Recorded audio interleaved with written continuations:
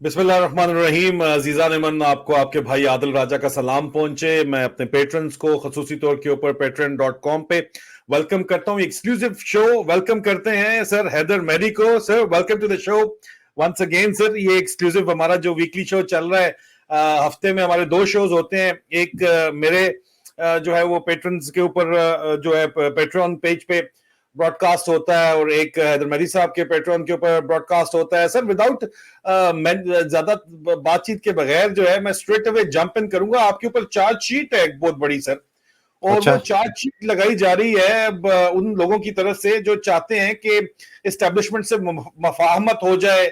PTI के अंदर से भी खास तौर के ऊपर आपके ऊपर ये चार्जशीट है सर, कि जी वो कहते हैं कि जी हम तो मफाहमत चाहते हैं, या 2 साल 2.5 साल तो कहीं भी नहीं गए, और हम चाहते हैं कि मामलात खराब ना हो। लेकिन हैदर मेहदी साहब जो है और आदिल राजा भी बहुत ज्यादा सख्त बातें करता है। ये हम इतनी सख्त बातें, जो इनका कोई जाती झगड़ा है जिसलिए ये जाती बातें करते हैं, इस किस्म की बातें करती हैं, और ये हाफिज साहब के ऊपर बात कर जाते हैं। इतनी सख्त बात मानते भी हैं कि बातें ठीक करते हैं, ये नहीं कहते बातें ठीक नहीं करते, बातें सच करते हैं, लेकिन इतनी सख्त बात नहीं करनी चाहिए वो कहते हैं। आप इतनी सख्त बातें क्यों करते हैं सर? बिस्मिल्लाहिर्रहमानिर्रहीम। Thank you Adil. आदिल, मैंने ना ये अभी बहुत अच्छा किया आपने ये मौजू ले आए, इसलिए कि कोई पिछले ही हफ्ते जब ये हो रहा था अमेरिका के अंदर, जो कल इन्होंने एजिटेशन की है, तो उस सिलसिले में कुछ बातचीत चल रही थी। तो एक मुझे पैगाम दिया गया कि भाई आपको हम फॉर्मली नहीं बुला सकते 17 तारीख की तहरीक में, इसलिए कि आप बहुत सख्त बातें करते हैं और आपकी जो बातें हैं वो हमारी पार्टी का ऑफिशियल पोजीशन नहीं है। तो मैंने कहा ना मैं तुम्हारी पार्टी का हिस्सा हूं और ना मैं तुम्हारी पार्टी की ऑफिशियल पोजीशन या अनऑफिशियल पोजीशन की तायद करता हूं या नहीं करता। मेरी एक अपनी राय है, मैं एक तज्जियाकार हूं। मेरी राय ये है, और ये आज से राय नहीं है, ये मेरी राय 25-30 साल से है। मैंने फौज भी छोड़ी थी ज़िया के मार्शल लॉ के खिलाफ। मेरी राय ये है कि पाकिस्तान की तबाही और बर्बादी की जो सबसे बड़ी और शायद वाहिद वजह, बिकॉज सारी बुराइयां उधर से आई हैं, वो है पाकिस्तान आर्मी चीफ की बेलगाम और बेकाबू ताकत, एक, और दूसरा इस फौज की नौआबादियाती तशक्कुस, इसका कल्चर, जिसकी वजह से उसके लिए उसका इदारा और उसका चीफ ज्यादा मुकद्दस है बजाय के मुल्क के। उनकी वफादारी चीफ से रहती है, फौज के इदारे से रहती है, मुल्क के साथ नहीं रहती। और मैं भी इसका गुनाहगार हूं आदिल। मुझे याद है जब 5 जुलाई 1970 को मार्शल लॉ लगा, हमने सैरबीन बीबीसी में खबर सुनी। बाय द वे, मैं रूट मार्च करके आ रहा था अपने सीओ से, हम तदरी में थे मेवांत के अंदर बलूचिस्तान में। तो हमारे सीओ का पहले था कि मुझे नहीं पता ये मार्शल लॉ किसने लगाया, अगर चीफ ने लगाया तो ठीक है, अगर किसी और ने लगाया तो फिर हमें सोचना पड़ेगा। ये उसके 2 अल्फाज मुझे अभी तक याद है। मेरे साथ चल रहा था, पीछे हमारा दफ्तर रनर था, वो जीआरसी 9 वाला। मैं ये बात ये बताना चाहता हूं कि अगर आपका कैंसर जो है वो इस आर्मी चीफ की बेलगाम ताकत की वजह से, और इस आर्मी का एक बहुत ही कॉलोनियल नौआबादियाती माइंडसेट है जो कि मुल्क को नहीं देखती है, तो फिर ये कहना एक डॉक्टर का फर्ज है कि भाई आपको कैंसर है और ये कैंसर ये वजूहात से है, और जब तक इस कैंसर का इलाज नहीं होगा, इसकी सर्जरी नहीं होगी, आप नहीं ठीक हो सके।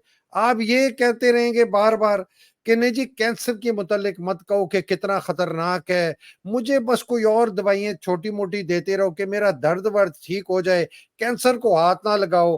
वो जी ہاتھ نہیں لگاؤ تو مر جاؤ گے.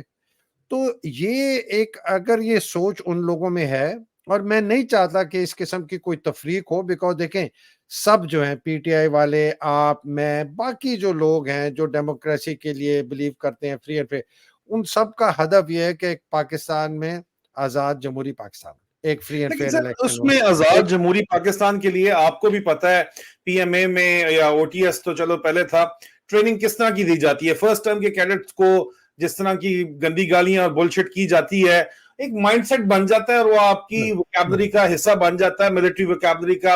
اس لیے فوجی آپس میں بات کر رہے ہو تو شریف لوگ درمیان سے اٹھ کے یا تو چلے جاتے ہیں یا ان کو سمجھ نہیں آتی, اگر بیٹھتے ہیں تو ان کو عادت ہوتی ہے, ان کو سمجھ آتی ہے, کیڈٹ کالجز سے پڑھے ہوئے ہوتے ہیں.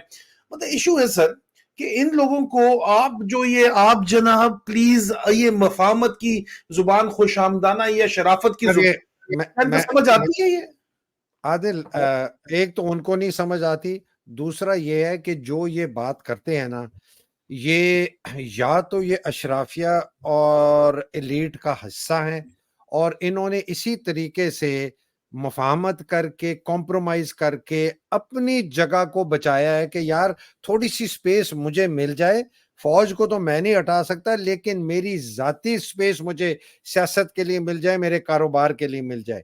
ایک تو یہ کیٹیگری ہے.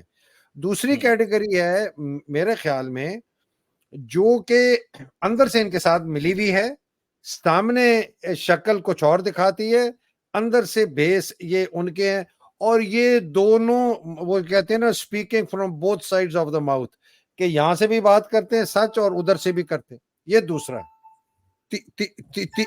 تیسرا عادل یہ ہے, بہت امپورٹنٹ ہے, کہ ان کو سمجھ ہی نہیں ہے مائنڈ سیٹ کی فوجی کی. یہ جو آپ نے بات پہلے کی نا, ان کو سمجھ ہی نہیں ہے کہ وہ سوچتا کیسے ہے, یا عاصم منیر کا دماغ کس طرح چل رہا ہے. کسی نے میرے سے پوچھا کہ یہ جو آپ کے پاس, کسی نے میرے سے پوچھا کہ آپ کے, سوری وہ ایک کال آ رہی ہے, میں اس کو ذرا سائلنٹ کر دوں. کسی نے میرے سے پوچھا کہ عاصم منیر جو ہے یہ اتنا کانفیڈنٹ کیوں نظر آ رہا ہے. تو میں نے خیر ایک میری رائے تھی, لیکن میں نے نا ایک اور صاحب سے پوچھا کہ بھائی آپ مجھے بتائیں اس میں کیا ہو رہا ہے. انہوں نے کہا دیکھو, دو بندے کانفیڈنٹ ہوتے ہیں, جس کو سب کچھ آتا ہے یا جس کو کچھ نہیں آتا.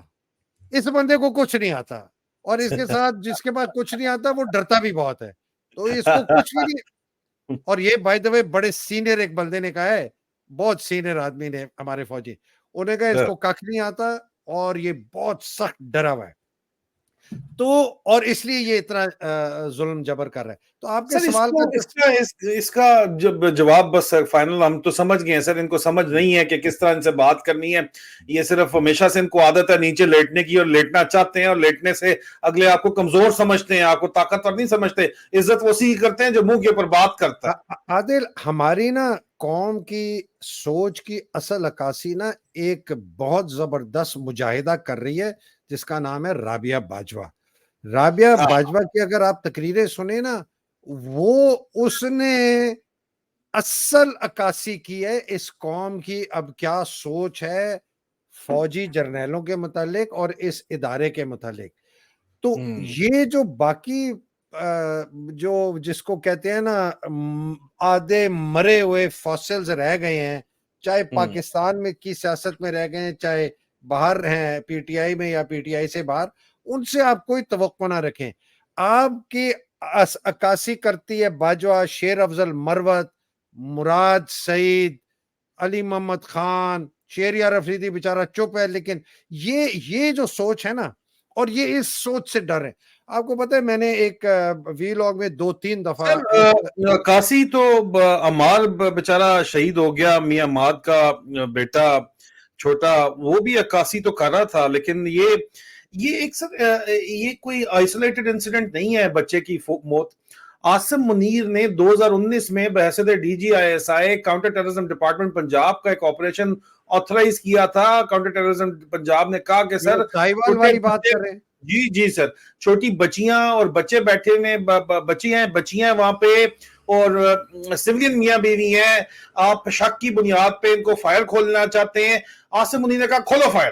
عاصم منیر نے فائر کھلوایا. اس فائر کھولنے کے نتیجے میں, اور یہ میں آپ کو رپورٹ دکھا رہا ہوں سر, یہ 19 جنوری کا واقعہ ہے, اور یہ 2019 country reports on human rights practices جو ہے U S government state department کی رپورٹ ہے. وہ کہتے ہیں کہ 19 جنوری کو 2019 کی بات ہو رہی ہے, Punjab police counter terrorism department نے ایک میاں بیوی اور ان کی ٹین ایج ڈاٹر جو ہے ان کو قتل کر دیا تھا. جو سی ٹی ڈی نے اس کو انٹیلیجنس بیسڈ آپریشن کہا تھا. یہ انٹیلیجنس بیسڈ آپریشن آئی ایس آئی لیڈ کر رہی تھی, اور یہ آرڈر باقاعدہ طور کے اوپر یہ آرڈر جو ہے عاصم منیر نے دیا. عاصم منیر کو انہوں نے کہا بھی کہ سر نہ کریں, یہ بچے ہیں. انہوں نے کہا کوئی نہیں, گو ایڈ, اتھارٹی ہے. عمران خان کو پتا چلا تو عمران خان پہلے اس کے اوپر تپا ہوا تھا, ایران والے ایشو, یہ نلائق تو ویسے ہی ہے, آپ کو پتا ہے, تو خان کو پتا تھا نلائق بندہ ہے, ٹھیک ہے.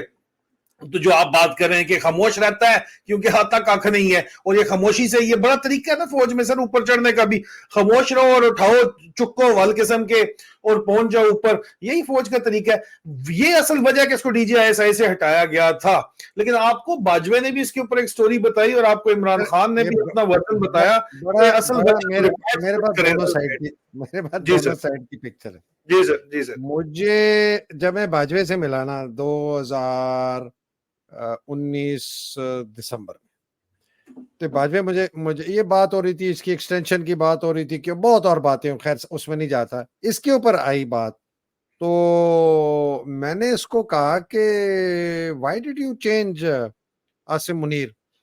تو پہلے تو پتہ ہے باجوہ بڑا گھٹیا قسم کا کھلاڑی ہے, تو اپنے آپ کو نا میرے سے ذرا وہ اپنے نا اس کے متعلق ایک بات مشہور ہے کہ یہ ہر ایک کو خوش کرنا چاہتا ہے کہ اس کی بات, تو اس لیے اس کو وہ کیا کہتے تھے, بونگا یا پتہ نہیں کیا, بغلول, ہر جگہ آ کے یہ آپ نے نام رکھا سر اس کا بغلول, وہ مشہور, اب تو پاکستان میں ہر کوئی کہتا ہے اس کو سر. نہیں عادل, میں نے نہیں رکھا, اس کے کورس میٹس میں اس کو پی ایم اے میں بغلول کہتے تھے. آپ نے بتایا عوام کو کورس میں میٹس نے بتایا کہ اس کا, اور بغلول اس لیے کہتے تھے کہ یہ ایسی مسخرہ قسم کا تھا, بس یہ چاہتا تھا کہ ہنسے کھیلے لوگ جو ہے نا اس کی باتوں پہ ہنسا کریں. تو یہ احساس کمتری اس کے ساتھ شروع میں دیتا, ڈکن قسم کا آدمی تھا, بالکل ڈگا. تو کہتے ہیں سر آپ کو پتا ہے نا یہ آپ میں سے ہیں. اچھا میں نا ایسے جب کوئی ایسے اس قسم کا کرتے تو میں نے کہا کیا مطلب آپ میں سے, کہ سر آپ کو پتا ہے نا وہ شیعہ ہے. تو میں نے کہا ہاں مجھے پتا ہے. تو بڑا حیران ہوا, ایک دم پیچھے ہوا, اچھا سر آپ کو پتا ہے وہ شیعہ ہے. میں صرف یہ شیعہ سنی نہیں لانا چاہتا, میں بتانا چاہتا ہوں کہ باجوہ اپنے آپ کو میرے ساتھ ذرا کہنا ذرا کہ جی میں اس کو حیدر مہدی کو ذرا قابو کروں کہ جی دیکھیں وہ. تو میں نے کہا اچھا آپ کو کیسے پتا ہے. پھر ایک دم اس نے سوچا اچھا آپ کو فلانے نے بتایا ہوگا. تو میں نے کہا تو نے نکالا کیوں اس کو. کہتا ہے جی اصل میں نا پرائم منسٹر کی ہم ملک ریاض کی ٹیپنگ کر رہے تھے فون کی, تو ان کی باتیں ہم نے نا پرائم منسٹر کی بیوی کے ساتھ پکڑ لی. تو میں نے وہ جا کے جب ان کو بتائی تو پرائم منسٹر صاحب بہت ناراض ہوئے.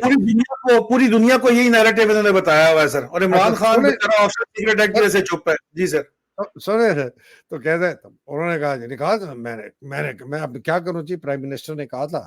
تو میں نے کہا یار, میں نے جواب دیا, میں نے کہا جنرل باجوہ تو آپ نے پھر بڑی زیادتی کی. اگر وہ اپنا کام کر رہا تھا جو آپ نے کام اس کو سونپا ہوا تھا, تو آپ نے اس کو کیوں, آپ اپنے اوپر ذمہ داری لیتے کہ نہیں سر میرے آرڈر ہیں اور میرے آرڈر پہ یہ ہو رہا ہے اور میں اس کو نہیں نکالوں گا. اگر آپ زبردستی نکالنا چاہتے ہیں تو میں نہیں, دیکھیں نا وہ ایسے تو نہیں ہو سکتا, اب پرائم منسٹر نے کہہ دیا. تو اب مجھے دوسری طرف کی بات, بڑے عرصے کے بعد, کوئی 2-2.5 سال کے بعد عمران جب فارغ ہو گیا, اور بائی دا وے مجھے بالکل اندر سے جو کہ سن رہے تھے نا جہاں یہ ڈسکشن ہوئی, جہاں باجوے نے اس کو آ کے کہا, یہ اس گروپ کی میں آپ کو بتا رہا ہوں. باجوے نے آ کے عمران کو کہتا ہے, عمران کو, پی ایم عمران کو, کہ سر مجھے پتا آپ اس سے ناخوش ہیں, اس نے یہ ایران کے اندر بڑی بدتمیزی کی ہے. یہ باجوے کے لفظ ہیں سر, اس نے ایران میں بڑی بدتمیزی کی ہے, پروٹوکول توڑے ہیں, یہ ساہیوال والا جو ہے یہ کیس بڑا ہے, میں اس آدمی سے بڑا تنگ ہوں, تو اگر آپ اجازت دیں تو میں اس کو تبدیل کرنا چاہتا. اب یہ ذرا سٹوری دیکھیں. بریگیڈیئر فاروق کا داماد لانا چاہتا تھا فیض حمید, جو کہ اس کے سسر کا یار غار تھا. اصل کہانی تو باجوے کی اپنی گیم تھی نا سر. اچھا سر، باجوے کا تو آپ کو پتا ہے نا فیض کے ساتھ بھی بڑے قریبی تعلقات تھے. فیض کے جب 9 مہینے پورے ہو گئے نا اے جی کے، اور اس نے جو مراعات لینی تھی پلاٹوں کی وہ مکمل ہو گئی، تو اس کے اگلے دن اس نے یہ کیس کھیلا اور اس کو کہا تو خسارہ فیض ہی تھا. چلا رہا تھا نا, آئی ایس آئی ڈی جی سی تھا فیض, تو جنرل فیض ہی چلا رہا تھا آئی ایس آئی. نہیں اس وقت فیض جو ہے نا, اس فیض کو اس نے اے جی بنا چکا تھا, ڈی جی سی کے بعد پروموٹ کر کے پروموشن کے فیض اوپر, جو جی ہے جی جی جی سر, اے جی جی تھا. اے جی کے وہ 9 مہینے اس نے پورے کروائے کہ اس کو وہ اے جی کی مراعات ملے. تمہیں پتہ ہے نا آرمی چیف وہ کے بعد سب سے زیادہ پلاٹ جو ملتے ہیں وہ اے جی کو ملتے ہیں, اے جی کو تو ملتے ہیں, وہ بالکل. اس کے وہ پورے کرا کے اس نے پھر اس کو, تو یہ باجوے نے ڈرامہ کیا. اور یہ میں آپ کو بتا رہا ہوں جن لوگوں نے باجوے کو یہ کہتے ہوئے سنا ہے, اتنا بڑا یہ فراڈیا جھوٹا. تو عمران نے کہا یار بڑا ہی یوز لیس آدمی ہے وہ, دیکھو لوگوں کو مروا دیا. عمران کی یہ اپنی ایک رائے تھی, لیکن اس کا اس کی بیوی کی ٹیپنگ شیپنگ کا کوئی تعلق نہیں تھا, ٹھیک ہے نا. تو یہ تو اس آدمی کو نااہلی, اس کی بدتمیزی, اس کی بےہودگی پہ اس کو نکالا گیا عمران کی طرف سے. باجوے نے اس کو نکالا اپنے فائدے کے لیے, اس لیے وہ فیض حمید کو لانا چاہتا تھا. یہ ہے سر گیم. اور اس کے بعد اس نے بڑی کوشش کی عمران خان سے براہ راست بات کرنے کی, لیکن خان صاحب نے نہیں کیا. لیکن یہ جو میڈیا میں سٹوری پھیلائی گئی, انٹرنیشنل میڈیا میں بھی سٹوری پھیلائی گئی کہ یہ تو جی بشرا بی بی کی کرپشن کے اس پر اس نے رپورٹ کی تھی اور یہ وہ, تو یہ پھر کیا سر, یہ کور سٹوری تھی. عادل مجھے ایک بات بتاؤ, جی سر. 18 مہینے شروع ہو گئے نا, بالکل سر. ایک کیس کرپشن کا, جینوئن کرپشن کا, یہ عمران کے خلاف, عمران کی جو بیگم ہے ان کے خلاف یہ لا سکے ہیں؟ کوئی جن نہیں کی سر. کرپشن کی ہے وہ ہے جی فیصل واؤڈا, اور سر. ڈھوک بجا کے اس نے کرپشن کی ہے. بادشاہ ڈیم میں تباہی مچائی ہے اس نے. 25 ملین ڈالر مانگ رہا تھا لوگوں سے, مجھے ذاتی طور پر پتہ ہے. ویکسین رضا سکینڈل میں بھی داؤد کا, براہ راست عمر فاروق ظہور کے ساتھ انوالو ہے سر.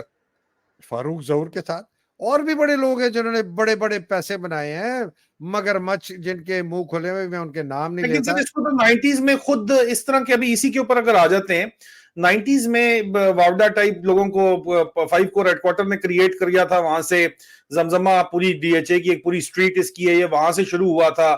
اس کے بعد جو اس کے کہانے ہیں, بروتھل ہاؤسز کی جو کہانیاں ہیں اور جو شراب کے ٹھیکے ہیں, اس کی طرف چلو, وہ ایک ایڈیشنل چیز. لیکن اس طرح کے لوگ واوڈے جیسے یا خرم روکڑی جیسے جو اب ریسنٹلی کریٹ کرنے کی کوشش کی جا رہی ہے, سردار تنویر کے تھرو بنایا گیا ہے, اس طرح کے پونز کریٹ کر کے ایک نئی پاکستان سے باہر سے بھی منگوا کے عمران خان کی پارٹی میں, پی ٹی آئی میں انڈکٹ کیے گئے 2017 میں, 16, 17, 18 میں دھرنے کے ایریے سے. 2014 سے جب ان کا پروگرام تھا وہ تو چلو درمیان میں جب ان کو جنرل راحیل شریف نے آ کے جو ہے وہ یو ٹرن لے لیا تو 3 سال لوگ وہاں سے بھاگ گئے تھے. لیکن جو ہی راحیل شریف کے جانے کے بعد, اس باجوے کے آنے کے, بلکہ راحیل شریف کے آخری دنوں کے اندر دوبارہ انڈکشن کی گئی.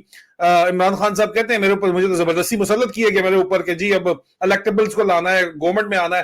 خان صاحب خود بھی کہتے ہیں کہ گورنمنٹ میں آنے کے لیے ان کی سپورٹ ضروری تھی. تو اس سپورٹ کے چکر میں بہت سے لوگ آئے. کچھ لوگ جو ہیں وہ 9 مئی کے بعد جو ہے 9 مئی کو اوتھینٹسٹی, سرکاری نیریٹو کو, 9 مئی کے فالس فلیگ آپریشن کو, سرکاری نیریٹو کو اوتھینٹسٹی دینے کے لیے کچھ لوگوں کو انہوں نے سامنے لے آئے. ابھی بھی سلیپر ایسٹس موجود ہیں آئی ایس آئی کے اندر, and I can say it with authority, میں 100% سچ بات, جس طرح علی زیدی کو یا واوڈے کو یا یہ روکڑی کو یا فواد چودھری وغیرہ کی میں نے ڈیٹیلز بتائی تھی, اس طرح یہ میں ذاتی طور پہ آئی وٹنس ہوں, ان کو, ان کے رپورٹنگ آفیسرز کو رپورٹ کرتے ہوئے دیکھتے ہوا. نہیں بولتا کیونکہ پی ٹی آئی کی لیڈرشپ کو بھی پتا ہے کہ وہ کون ہے اور کیا کر رہے ہیں, لیکن وہ کہتے ہیں اس وقت وہ ہمارے لیے بینیفیشل ہیں تو آپ ان کا نام نہ لیں. تو چلو ٹھیک ہے, میں نے تو ان کی درخواست سننی ہے, کوئی دو نمبری اس کے اندر نہیں ہے. اس کو یہ لوگ سیاست کہتے ہیں, ہم لوگ بہت اسٹریٹ فارورڈ ہیں, ہم اس کو سیاست نہیں کہتے. لیکن اس طرح کے ایسٹس جو ہیں سر ابھی بھی اس وقت بھی جو اندر موجود ہے, وہ ایک ڈیفیٹسٹ مائنڈ سیٹ کو جو ہے وہ سپریڈ کر رہے ہیں کہ یار ابھی لمبا عرصہ ہے, بس ٹھیک ہے, مان جاؤ, آرام پیار سے بات کر لو, یہ ہے وہ ہے, ابھی 2-2.5 سال تو کہیں گئے نہیں, ہم نے بڑا دیکھ کے چلنا ہے, ان کو بھی دیکھ کے رکھنا ہے. سر یہ دیکھ کے چلنا تو نہیں ہے, وہ تو بات یہ کہ اپنے ایسٹ سے یہ لوگ 2 کشتیوں کے سوار ہیں. 2 کشتیوں کا سوار کس طرح منزل کے اوپر کبھی کبھی پہنچا آپ کے خیال میں؟ سر ایک وہ 2 باتیں میں کرتا ہوں. ایک تو ہے کہ ہمیں نا تھوڑا سا اسٹیپ بیک کر کے نا ایک فنڈامنٹل پرنسپل اصول پہ جانا ہے. دوسرا یہ ہے کہ اگر میں ایک ان کو یہ مان بھی لوں بات کہ جی اس میں کچھ ایسے لوگ ہیں جو جینوئنلی کہتے ہیں کہ جی آج جان بچاؤ کہ کل کے لیے لڑنے کے لیے تیار ہو. ایک یہ Live ہو to fight سکتا another day. ہاں ہے. تو live to ہاں fight another day. سروائیو جی and live to fight another. ایک یہ ہے. نہیں سر، لیکن میں ان کی بات نہیں کرتا، وہ جنرل بات کرتے ہیں یہاں پہ. میں سمجھ گیا میں ٹھیک دوسرا بات کرتے ہیں، دوسرا عاطف صاحب ٹھیک بات کرتے ہیں، لیکن لوگ ایسے درمیان میں بیٹھے ہوئے ہیں جو شرائط کر گئے ہیں، جو کہتے ہیں نہیں نا امریکہ کا کوئی قصور نہیں ہے، سارا باجوے نے کر دیا، کلین چٹ دینے کی کوشش کر رہے ہیں، وہاں پہ رجیم چینج کو بھی سائفر کو نگیٹ کرنے کی کوشش کر رہے ہیں، اور 9 مئی کو اتھینٹیکیٹ کرنے کی کوشش کر رہے ہیں کہ جی وی ور مسلیڈ آن 9 مئی. مطلب for God's sake it was M I نے وہ آپریشن 9 مئی کا کیا تھا، ایم آئی نے انفلٹریٹ کیا تھا، ہم نے آپ کو سروس سیکشن نے انفلٹریٹ کیا تھا، اور ہم نے تو جو ہے پیسفل پروٹیسٹ کی ہمیشہ بات کی، اور ہر کسی نے کی. پی ٹی آئی کے اندر بھی پیسفل پروٹیسٹ کی بات ہوئی، ڈاکٹر یاسمین روشن نے بھی پیسفل پروٹیسٹ کی بات کی. لوگ پتہ نہیں کہاں سے آئے اور اندر گھس گئے. تو عادل زیادہ سے اس زیادہ طرح وہاں پہ اگر وہ ہوا تو وٹے بازی ہوئی ہوگی، اس سے آگے کچھ نہیں اس طرح ہوا سر. وہ خود انسٹیگیٹ کر کے ایک کریٹ کیا گیا تھا انسیڈنٹ، اور اس کے اندر اور بھی بہت سے معاملات تھے. ان کو آرڈرز تھے گولیاں چلانے کے، لاشیں گرانے کے. جنرل سلمان فیاض غنی کو انہوں نے نہیں چلائی، ان کو فوج سے جانا پڑا. ان کے ساتھ کیریئر ان کے بڑے زبردست قسم کے جو کیریئر آفیسرز ہیں ان کو بھی ان کے ساتھ جانا پڑا، صرف اس لیے کہ انہوں نے گولیاں نہیں چلائی. اتنا بڑا انسیڈنٹ نہیں کریٹ کیا 9 مئی جتنا ہو سکتا تھا. ٹھیک ہے sir, it was a false flag operation at the end of the day and it was an inside job. اور ہم تو آپ کو ابھی بھی پیسفل پروٹیسٹ کے اوپر لوگ وہ کہتے نہیں جی پیسفل پروٹیسٹ نہیں تھی، وہ لوگوں کو جان بوجھ کے، حالانکہ جو وہاں پہ 50 کے قریب کیجوالٹیز ہوئیں وہ تو سیولینز پی ٹی آئی کے لوگ تھے جو مارے گئے. انہوں نے اسٹریٹ فارورڈ شاٹس مارے میں، اور انہی آرڈرز کے تحت مارے گئے کہ مارو گولی. گولی اگر رائٹرز کے اوپر بھی چلائی جاتی ہے تو as per manual of Pakistan military law and as per the constitution of Pakistan آپ کے لوور لمب پہ چلائی جاتی ہے، ٹانگوں پہ چلائی جاتی ہے. یہ ٹریننگ ہے فوج کی. آپ ہیڈ شاٹ کدھر مار رہے ہو بھائی؟ کس نے آرڈر دیا تھا ہیڈ شاٹ مارنے کے؟ اس ساری سچویشن کے اندر سر یہ جو دوبارہ ڈرامہ چل رہا ہے تن کے رکھو حافظ جی، تن کے رکھو، اور یہ ڈرامے بازی چل رہی ہے، آپ کے خیال میں یہ جو پنجاب سینٹرک ڈرامے بازی ہے یہ کامیاب ہو جائے گی؟ تھینک یو عادل. عادل وہ میں جو بالکل آپ نے بات صحیح کی، یو نو ایبسلیوٹلی. وہ جو کہتے ہیں نا جس طرح یہاں ہے آسمان نیلا ہے سب کے.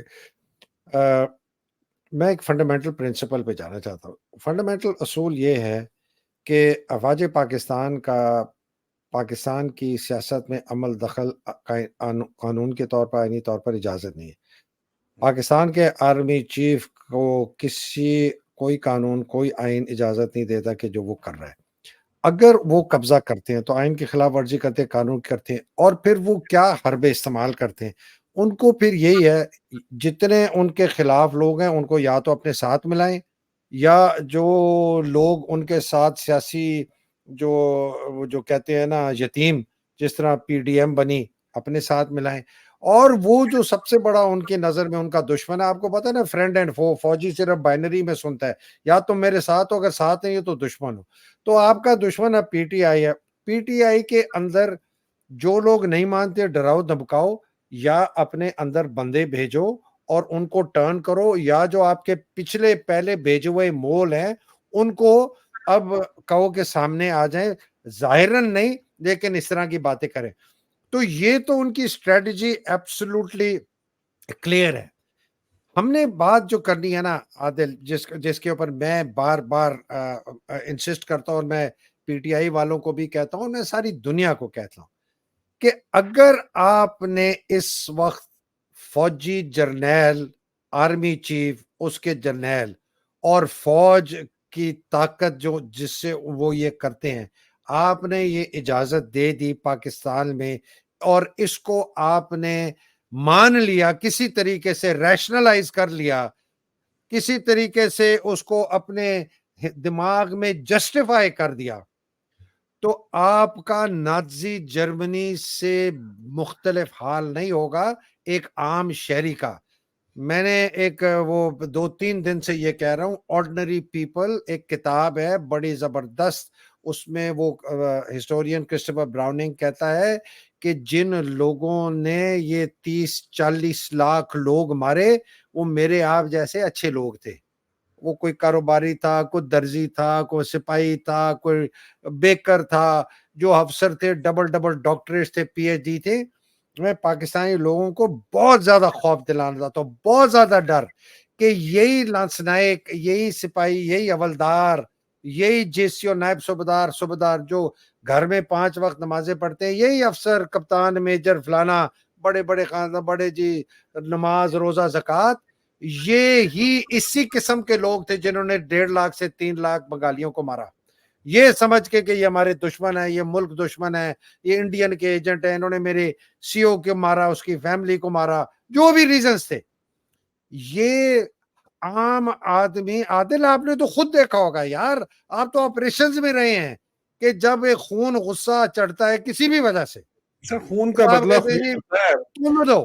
بدلہ خون ہوتا ہے سر. آپ کے اپنے بندے ایم آئی یا ایس آئی آپریشن میں مروا دیتی ہے, اس کے بعد آپ کہتے ہو میرے بندے مارے گئے ہیں, اب میں نے خون کا بدلہ خون لینا ہے, پھر آپ اٹس چین ریئیکشن چلتا ہے پھر. تو عادل میں تو بہت ایگزسٹینشل تھریٹ صرف ملک کی بارڈرز اور قانون اور آئین کا نہیں دیکھ رہا, میں تو ایگزسٹینشل تھریٹ دیکھ رہا ہوں پاکستان کی کولیکٹیو سائیکالوجی, نفسیات کا. اگر یہ 6-7 لاکھ لوگ اور ان کے ساتھ یہ جو 5-6 لاکھ پیراملٹری ہے, یہ 12 لاکھ آدمی, یہ ہٹلر کی گیسٹاپو, سٹازی اور گروپرسن جو بھی وہ ان کا پولیس تھی, 160 بٹالینیں تھی, یہ اگر وہ بن گئے, آپ اندازہ نہیں لگا سکتے کہ یہ اس ملک میں ان لوگوں کے ساتھ کیا کریں گے جو کہ ان کو یا حکم دیا جائے گا, بیکاز وہ ہسٹری بتاتی ہے اور وہ اپنی ریسرچ اس کی بتاتا ہے.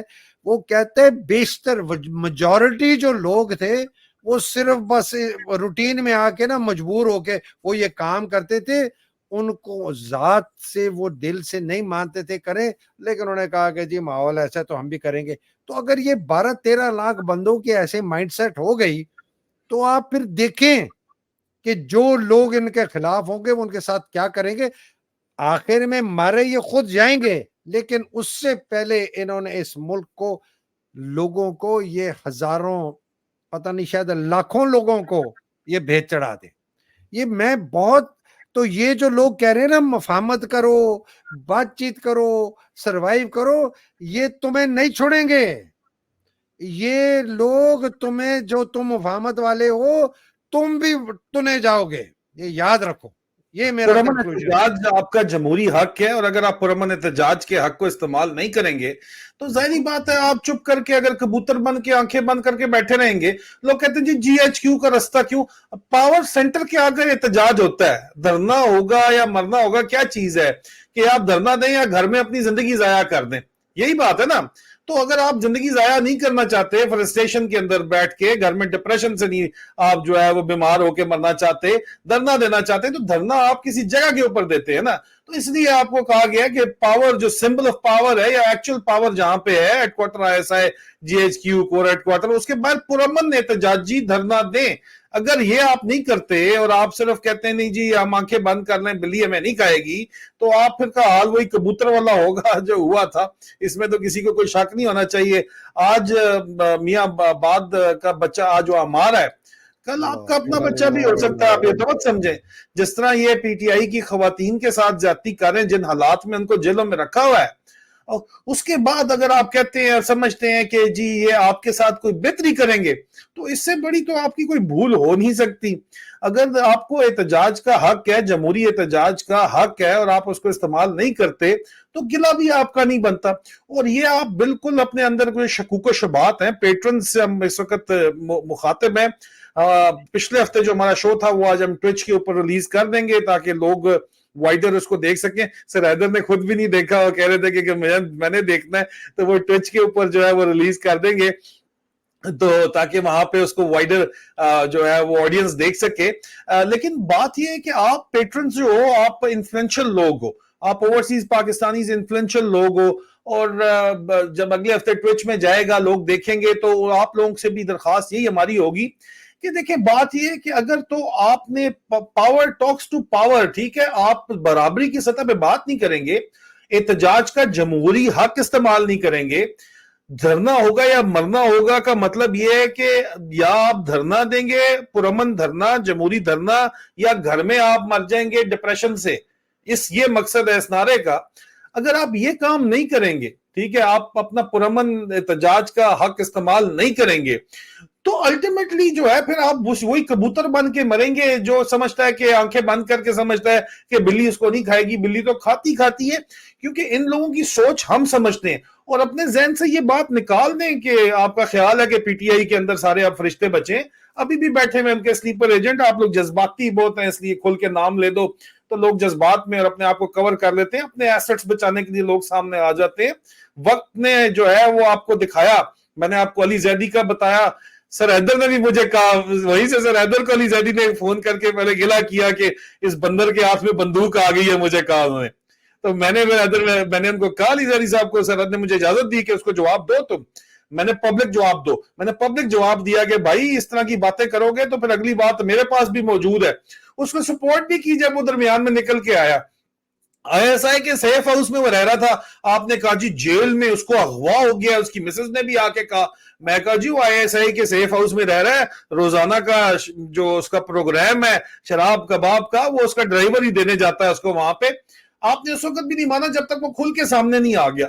मसला ये है आप लोगों का कि लोग जज्बाती हैं, इतना ज्यादा मैनिपुलेट करना आसान है शायद। लेकिन बहरहाल हमारा कोई एजेंडा दरमियान में है नहीं, हमारा कोई एजेंडा नहीं है ना। मैं कोई जो है वो यहाँ पे एजेंडा लेके चल रहा हूं ना, सर हैदर मैं भी एजेंडा लेके चल रहे हैं ना। हमें ओहदे चाहिए ना, हमें जो शोहरत अल्लाह ने जो देखो, इज्जत अल्लाह देने वाला, जिल्लत अल्लाह देने वाला, लेकिन हक सच बात हमने करनी है। हम मेरा शो आदिल राजा, ये आपको लोगो नजर आ रहा है, सोल्जर स्पीक्स, हक और सच, हक और सच मैंने बोलना है।